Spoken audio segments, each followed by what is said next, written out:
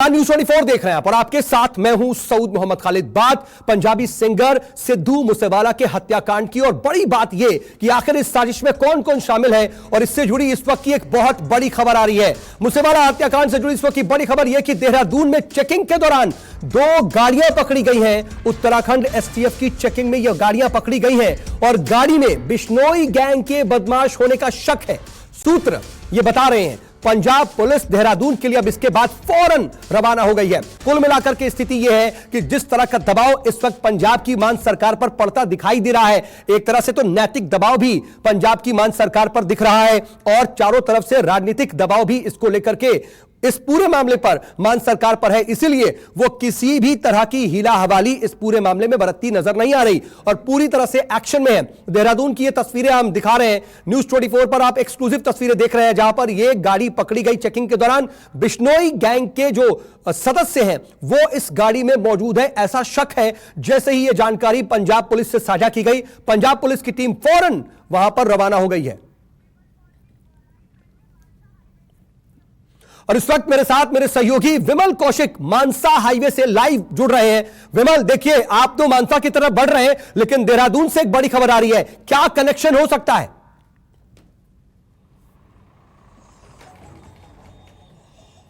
देखिए सऊद, जिस वजह से ये माफ कीजिएगा, जिस जगह पर ये इंसिडेंट हुआ था मानसा में, वहां पर क्योंकि पुलिस ने पूरे इलाके का डंप डेटा लिया था और उसके बाद उस डंप डेटा से कुछ ऐसे नंबर्स मिले जिनकी बाद में जो लोकेशन है वो देहरादून के आसपास ट्रेस हो रही थी, जिसके बाद पंजाब एसटीएफ ने सीधा इनपुट दिया देहरादून की पुलिस को, उत्तराखंड की पुलिस को, जिसके बाद उत्तराखंड की पुलिस ने देहरादून में ट्रैप लगाया और एक प्रॉपर इन्फॉर्मेशन के बाद ये ट्रैप लगाया गया और जैसे ही वहां पर वो संदिग्ध गाड़ी आती दिखाई दी, उसे तुरंत ही रोका गया और उसमें जितने भी लोग थे उन्हें तमाम लोगों को हिरासत में लिया गया। फिलहाल पंजाब पुलिस की तरफ से भी जानकारी है कि पंजाब पुलिस की टीम भी देहरादून में पहुंच चुकी है, एसटीएफ की टीम भी देहरादून में पहुंच चुकी है और जो भी शख्स उस कार में सवार है उनसे लगातार पूछताछ की जा रही है, क्योंकि जिस जगह पर ये पूरी घटना हुई उसके बाद उस पूरे इलाके का करीब 1 किलोमीटर के रेडियस का पूरा डंप डेटा लिया गया था। वहां पर कई ऐसे नंबर्स निकाले गए, उनकी लोकेशंस को ट्रेस किया गया और उसमें से कुछ नंबर जिनके जो पुलिस की जांच में जहां पर जाकर सुई जो है पुलिस की जांच की वहां पर अटक गई और कुछ नंबर्स उन्होंने आइडेंटिफाई किए और उन्हीं नंबर्स के आधार पर उनकी लोकेशन बाद में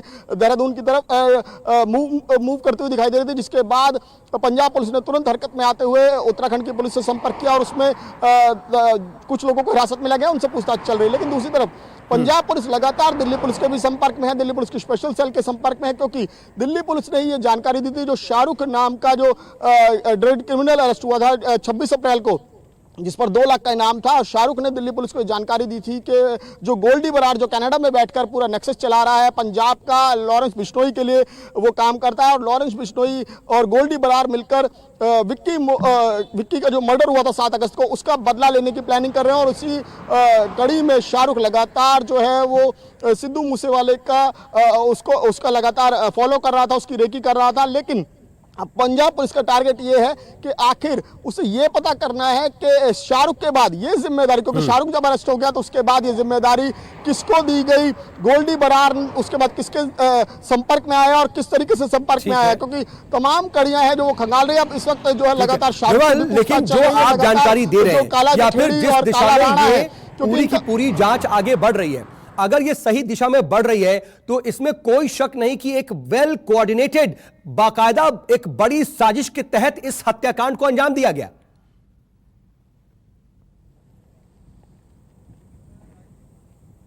जी बिल्कुल, जाहिर तौर पर, और इसका सबसे बड़ा इसमें लापरवाही कही जाएगी, क्योंकि जिस वक्त जब पिछले साल 7 अगस्त को विक्की की हत्या हुई थी और उसी वक्त जो लॉरेंस बिश्नोई है, जो अगर ये कहें कि पूरे नॉर्थ इंडिया का, नॉर्थ रीजन का बहुत बड़ा गैंगस्टर है इस वक्त, उसने बाकायदा सोशल मीडिया के जरिए ओपन चैलेंज किया था, खुली धमकी दी थी कि जो भी इस हत्या के लिए जिम्मेदार हैं वो तैयार रहें, उन्हें भी भुगतना पड़ेगा। उसके बावजूद पुलिस ने क्या ठोस कदम उठाए, ये वाकई सोचने वाली बात है। और सबसे बड़ी बात, 26 अप्रैल को जब शाहरुख को गिरफ्तार किया, उसके साथ 3 और क्रिमिनल्स को गिरफ्तार किया, उन्होंने भी सीधे तौर पर ये कहा था कि लॉरेंस बिश्नोई, गोल्डी बरार और लॉरेंस बिश्नोई का छोटा भाई अनमोल बिश्नोई, उसका भी नाम इसमें सामने आ रहा है। अनमोल बिश्नोई जो है लॉरेंस बिश्नोई का छोटा भाई है, उसका नाम सीधे तौर पर इसमें सामने आ रहा है कि उसने वो लगातार संपर्क में था, क्योंकि लॉरेंस बिश्नोई इस वक्त जेल में है। और पहले वो अजमेर की हाई सिक्योरिटी जेल में था, उसके बाद तिहाड़ जेल में। और तमाम बड़े गैंगस्टर्स की बात करें, चाहे वो काला जेठेड़ी हो, काला राणा हो, नीरज बवानिया हो, या फिर अन्य कई सारे नाम इस पूरे मामले में आ रहे हैं, वो तमाम इस वक्त तिहाड़ जेल में बंद हैं। और लगातार इस वक्त दिल्ली पुलिस की स्पेशल सेल जो है वो काला राणा और काला जेठेड़ी से भी पूछताछ कर रही है, क्योंकि ये भी लॉरेंस बिश्नोई के क्लोज एसोसिएट्स हैं, उसके साथ मिलकर ये पूरे। जी, इसमें एक और बड़ी बात यह भी है कि क्या बाकायदा ये कोशिश की जा रही थी, इस बात का इंतजार किया जा रहा था कि कभी तो कभी सिक्योरिटी में चूक हो या फिर इस तरीके की कोई खबर आए कि सिक्योरिटी हटा ली गई है, तब हम फौरन अटैक करेंगे। क्योंकि हुआ ऐसा ही, 24 घंटे पहले जब सिक्योरिटी हटाई जाती है, नाम सार्वजनिक होता है कि मूसेवाला भी उस पूरी लिस्ट में शामिल है, उसके फौरन बाद आनन फानन में इस पूरी साजिश को रचा जाता है, कोऑर्डिनेट किया जाता है और हत्या को अंजाम दिया जाता है।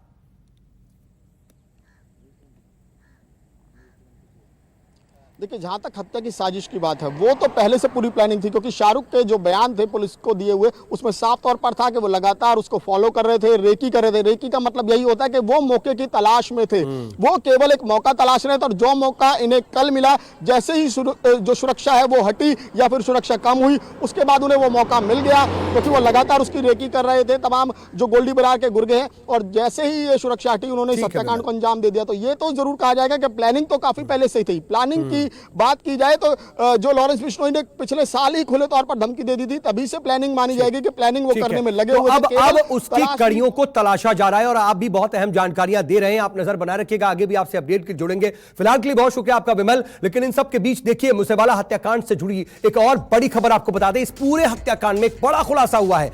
यह खुलासा है कि हत्या में तिहाड़ से एक नंबर सामने आया है, उसका इस्तेमाल हुआ है। वो नंबर है आपकी टेलीविजन स्क्रीन पर 9643640993।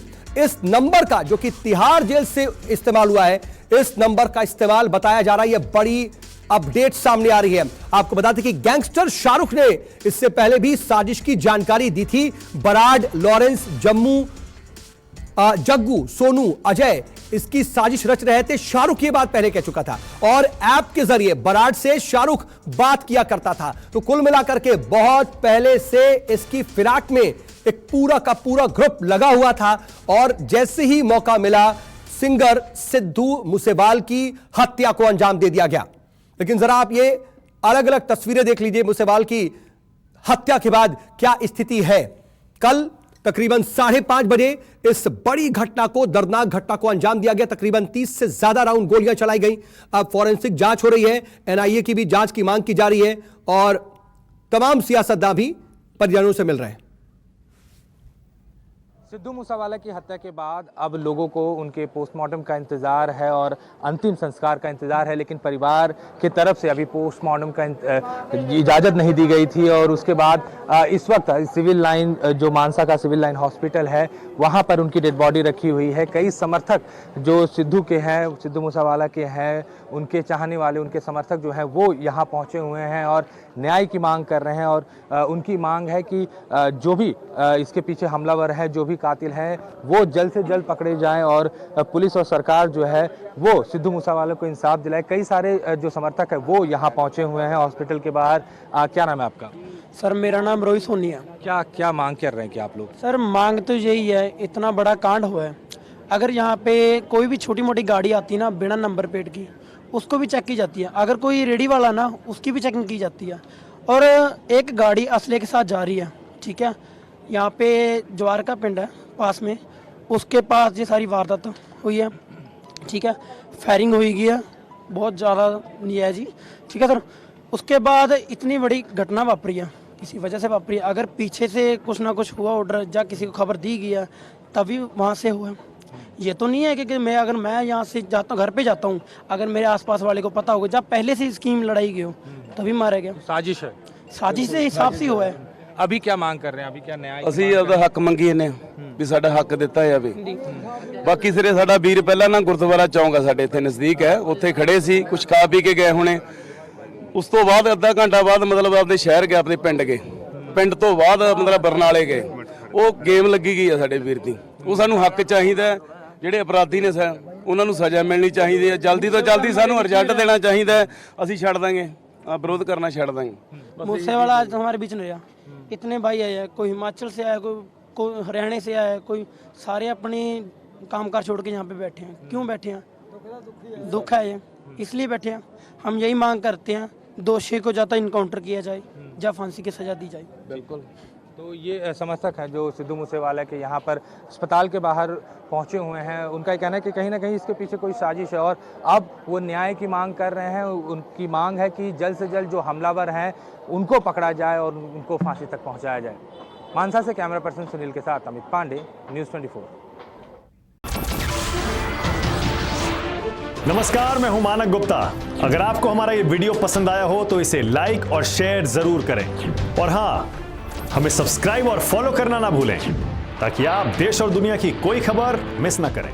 तो जुड़े रहिए हमारे साथ और देखते रहिए न्यूज़ 24।